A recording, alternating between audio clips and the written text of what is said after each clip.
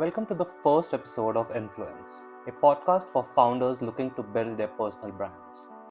If we haven't met, I'm someone who spent more time than I want to admit in the trenches of executive branding, building stories for founders and senior leaders. And if you're listening to this, chances are you're either building your own personal brand or thinking about leveling it up, and maybe, just maybe, feeling a bit stuck. Why is it that so many founders, despite having the network, the know how, and the drive, hit a wall with their personal branding? Honestly, after years of working with entrepreneurs and everyone in between, here's what I know. It's rarely about who shouts the loudest or who's pumping out the flashiest content. What actually separates those who build a memorable founder brand from those who fade into the content noise is something else entirely. It's about clarity. Consistency, yes, but there's something more. They don't own their whole story. And in my experience, the most magnetic personal brands aren't airbrushed or sanitized. The best founders actually own their whole arc, the wins, but the tough pivots and misses as well. When a founder shares not just their launch day, but the two messy pivots before it, they're not just telling a story, they're building resonance. If you're always in the hero mode, always broadcasting the big wins, people tend to tune out. But vulnerability, real and not performative, draws people in. That founder market fit, but for your story.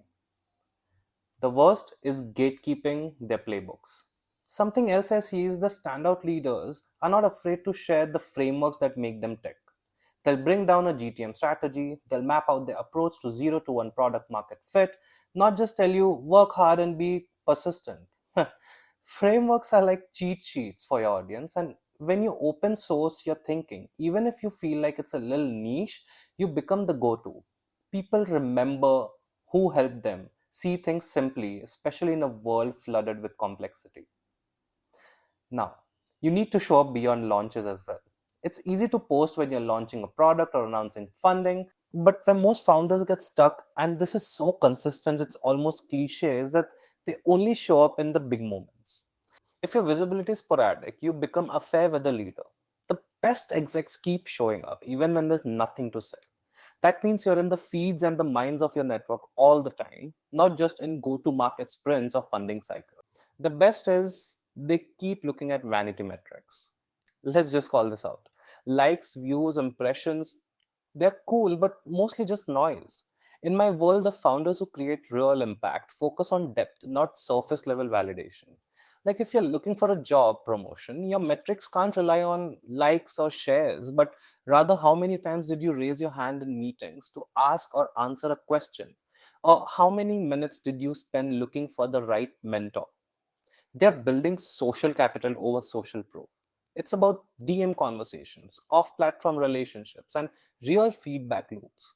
When you focus on the comments, the long form conversations, the tagged recommendations, suddenly your personal brand is a living, breathing community, not a hollow broadcast. Now, building real resonance sounds good in theory, but how do you actually start? Here's a simple experiment for you. Post just one lesson, even just a micro insight you learned this week. Maybe it's how you handled a tough investor call or a mindset shift that came after a failed sprint. Keep it tight. State the lesson, share a quick anecdote, even if it feels small. Invite others to share how they've faced similar obstacles. Trust me on this. Those posts go way further than you think, especially in your niche. You'll be surprised who shows up in the comments or your inbox ready to go deeper. So that's my quick take on someone who's seen founders go from invisible to being followed for their thinking, not just their titles. It doesn't happen overnight, but when you show up with true stories, frameworks, and real engagement, your brand starts to work for you even when you're offline. So if you try the one lesson post, let me know how it lands for you. And remember, in this game, it's not about making the most noise, it's about creating the clearest signal for your tribe.